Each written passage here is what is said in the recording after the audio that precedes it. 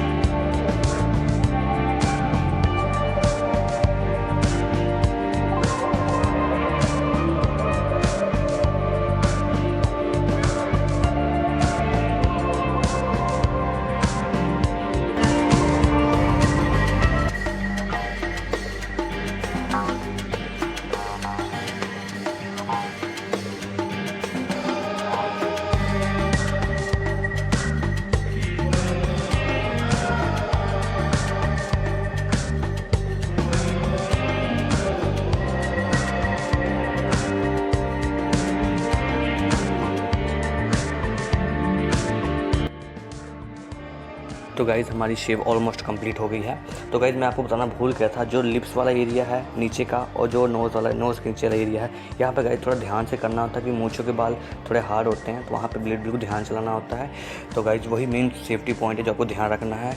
I hope आपको video अच्छी लगी होगी। मेरे चैनल को सब्सक्राइब कीजिए, वीडियो को लाइक कीजिए, शेयर जरूर कीजिए गाइज़ अगर आपको कुछ ना कुछ थोड़ा सा भी इसमें सीखने को मिला है, और मेरे चैनल को फुल सपोर्ट ताकि मैं आपके लिए और वीडियो लेके आ सकूँ गाइज़। तो थैंक यू गाइज़, मिलते हैं नेक्स्ट वीडियो में आपसे कुछ नया लेके।